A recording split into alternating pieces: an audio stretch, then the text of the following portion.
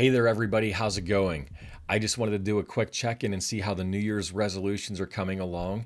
And if you are not a New Year's resolution person, or if you have already gone off the rails with them, I have three tips that I want to share with you to get them back on track and to be able to start making habits that can change your life. So, first, before I get into them, I want to thank everybody for the comments on the last video there several weeks ago about the goal setting and the resolutions and how to make them stick. I appreciated the comments, and I also appreciated the opportunity over the last 2 weeks. I was talking with a gentleman the other day, actually it was last week, and he was telling about a family member who had got some value out of the video and some things that they did to change. I appreciate that. And then I had lunch on Wednesday with another guy, and he had mentioned about the video and getting value out of it. Thank you from the bottom of my heart. So let's go ahead and dive into this, and let's talk a little bit about why this is so important.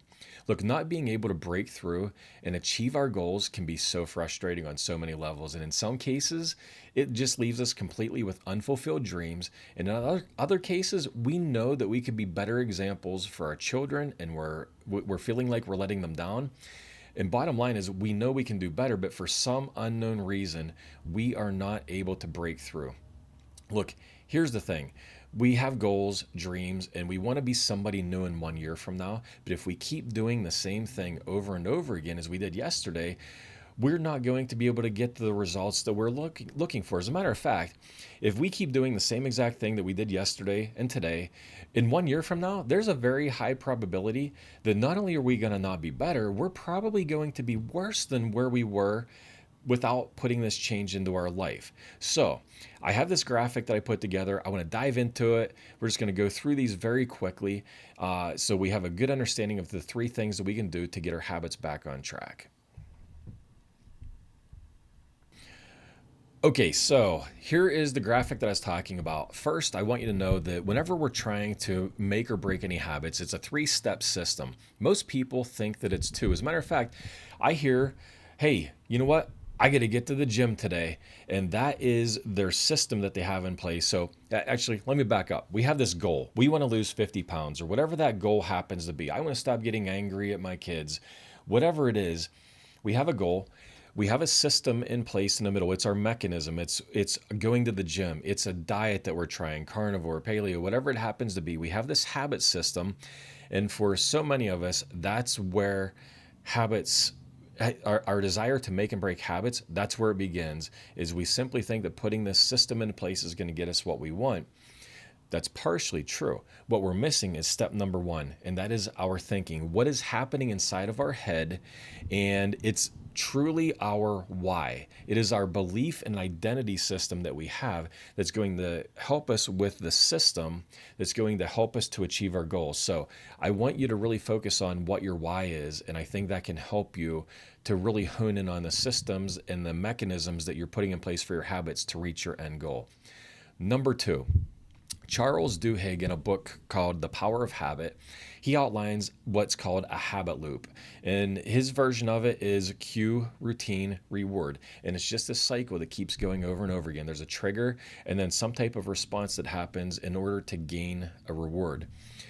James Clear, with his book Atomic Habits, he has a 4-step routine. He calls it cue, craving, response, reward. And I don't care for that as much. I really don't even care for the cue, routine, reward. I created one myself. I like using CAR, cue, action, reward. And that habit loop is going to be what you really want to think about. And it's something that you need to take time and really kind of think through and analyze what are the cues that are causing you to either have a bad habit that you can't stop, or what kind of cue can you put in place that's going to help you to create the good habit.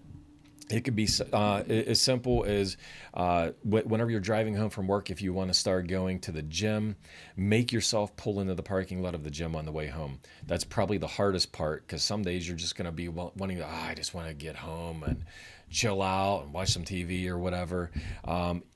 Make yourself be able to interrupt that routine.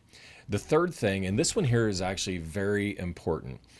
So if you're looking at this, you see that it's a 5-letter word, and probably most of you are thinking, oh, that's going to say the word grace. And you're right. So GRACE, but here's where this gets really interesting. So What that means is give yourself some grace for missing. And I'm going to tell you, if you miss once, that's fine. Give yourself some grace. Never miss twice, because once you miss twice, then you've started down a road of creating a habit by repeating the same action over and over again. So, for example, we have the word grace. If I were, let's pretend that the G is for Monday, R is for Tuesday, the blank is Wednesday, C is Thursday, and the E is Friday.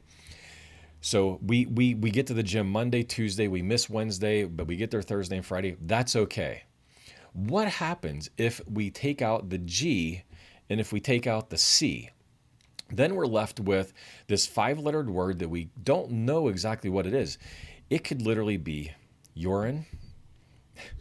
It could be grave.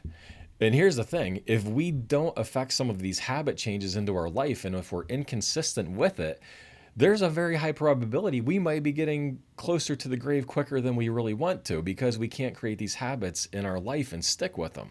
So I hope you enjoyed that video.